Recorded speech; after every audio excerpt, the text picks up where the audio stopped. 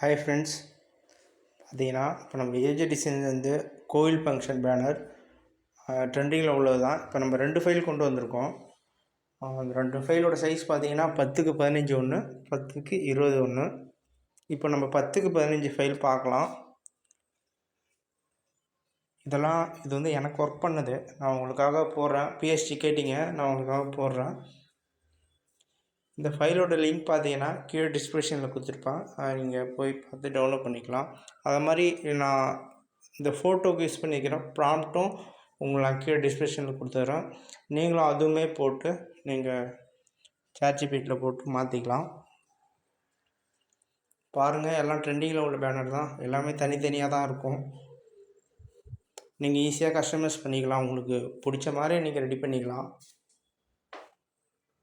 இதில் நீங்கள் என்ன டவுட்னாலும் எனக்கு கீழே கேளுங்க. பட் எல்லாம் வந்து நீங்கள் சரியாக வீடியோ ஃபுல்லாக பார்க்காம பாஸ்வேர்டு ராங் ப்ரோன்னு சொல்லி கமெண்ட் பண்ணுறீங்க.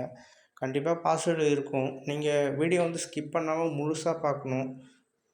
வீடியோ கடைசி வரைக்கும் பாருங்கள், எண்டு வரைக்கும். நீங்கள் பாதி பார்த்துட்டு பாஸ்வேர்டு வரல ராங் ப்ரோன்னு சொல்கிறீங்க. நீங்கள் ஃபுல்லாக பார்த்தீங்கன்னா அந்த பாஸ்வேர்டு உங்களுக்கு இருக்கும். பார்த்தீங்கன்னா இப்போ நம்ம அடுத்த பேனர் பார்க்கலாம். இது 10க்கு 20 சைஸ் வந்து. இதுவும் அது மாதிரி தனித்தனியாக தான் இருக்கும். இது கோவில் பேனர் தான். இதுவுமே ட்ரெண்டிங்கில் உள்ள பேனர் தான். நீங்கள் இது வரைக்கும் எனக்கு நல்லா சப்போர்ட் பண்ணிட்டு வரீங்க. நான் போகிற வீடியோ உங்களுக்கு யூஸ்ஃபுல்லாக இருந்துச்சுன்னா லைக் பண்ணிட்டு போங்க, கமெண்ட் பண்ணுங்கள், எனக்கு கொஞ்சம் சப்போர்ட்டாக இருக்கும். உங்கள் சேனல் பிடிச்சிருந்தா உங்கள் ஃப்ரெண்ட்ஸும் கொஞ்சம் ஷேர் பண்ணி சப்போர்ட் பண்ண சொல்லுங்கள். நீங்கள் எது மாதிரி வீடியோ கேட்டாலும் நான் அதுக்கேற்ற மாதிரி வீடியோ போட்டு உங்களுக்கு ஃபைலும் நானாகவே பிஎஸ்டியில் கொடுத்துருவேன்.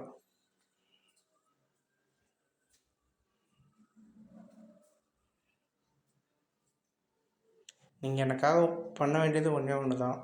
என்னோடய யூடியூப் சேனல் நீங்கள் சப்ஸ்கிரைப் பண்ணிட்டு லைக் மட்டும் பண்ணிக்கோங்க. பாருங்கள், எல்லாமே தனித்தனியாக தான் இருக்கும்.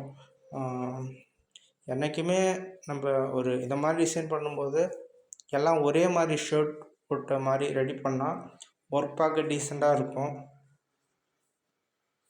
அது நம்ம ட்ரெண்டிங் ஏற்ற மாதிரியும் இருக்கும். இப்போ எல்லாருக்குமே முன்னாடிலாம் ரொம்ப கஷ்டம் இது மாதிரி பண்ண. இப்போ எல்லாருக்குமே சாட்ஜிபிட்டி வந்துச்சு.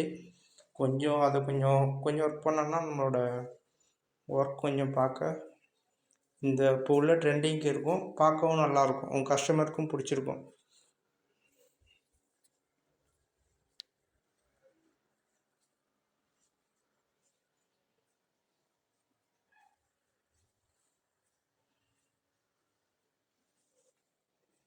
இந்த 2 ஃபைலும் உங்களுக்கு பிடிச்சிருந்தா கீழே லைக் பண்ணிட்டு போங்க.